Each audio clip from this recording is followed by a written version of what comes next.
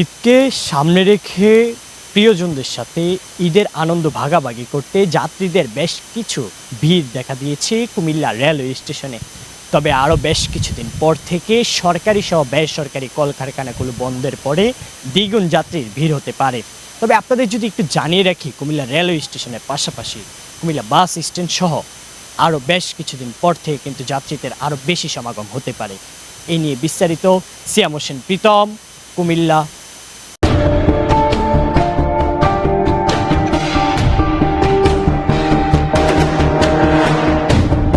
ঈদকে সামনে রেখে কুমিল্লা রেলওয়ে স্টেশনে ঘরমুখো মানুষের ভিড়। দেখা যায় একটা জিনিস যে আমরা যখন ঢাকা থেকে আসি বা দূর দূরান্ত থেকে যেখান থেকে আসি, চাকরির একটা সময় থাকে, আমরা লং টাইম চাকরিতে থাকার পর দেশের বাড়ি যাই কি লাগা আনন্দে কাটানোর জন্য ফ্যামিলির সাথে সুন্দরভাবে ঈদটা সুন্দরভাবে গুছিয়ে সুন্দর মতো মনে করেন আমরা কী করি যে ঈদ আনন্দে কাটাই। তো এই আনন্দ কাটানোর আগে আমরা একটা মুহূর্ত থাকে যে দেশের বাড়ি যাওয়া, যানবাহনের একটা থাকে। তো ওই মুহূর্তে দেখেন আমি ট্রেনের জন্য আসছি, তো আসলাম কি দেখলাম যে ট্রেনের টিকিট নাই। ভাই অনলাইনে দেখলাম টিকিট আছে, আইসা দেখতেছি ওরা বলতেছে টিকিট নেই। তো এখন অনেক সময় এমন হয় টিকিট নাই, টিকিট ছাড়া এখন দাঁড়াই যাইতে হয়।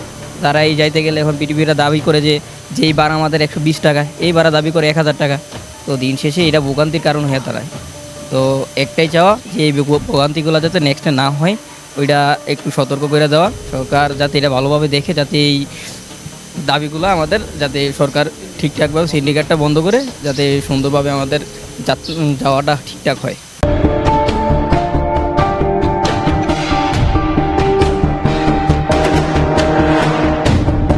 ঈদকে সামনে রেখে আর মাত্র কয়েকদিন বাকি।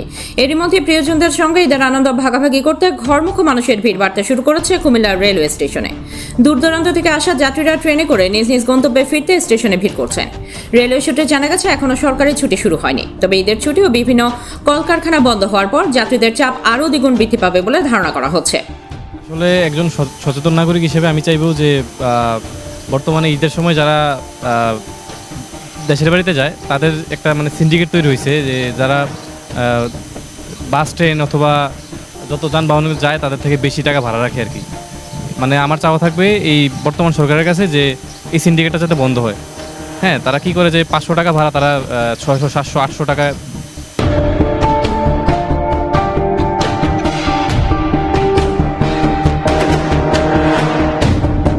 কুমিল্লা রেলওয়ে স্টেশনের স্টেশন মাস্টার জানান, ঈদের মৌসুমকে সামনে রেখে অতিরিক্ত ভাড়া আদায়ের কোনো সুযোগ নেই।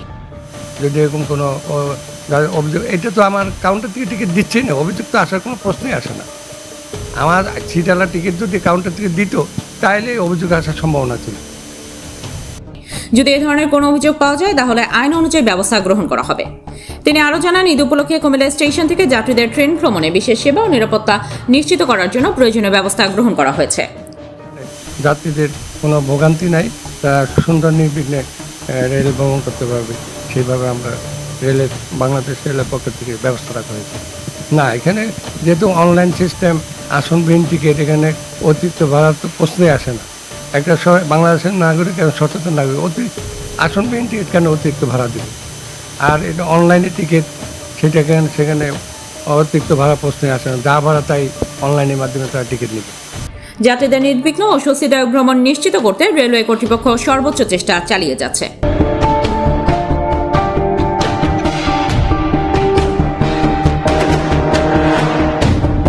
সিয়াম হোসেন প্রীতম, কুমিল্লা ক্রাইম বার্তা।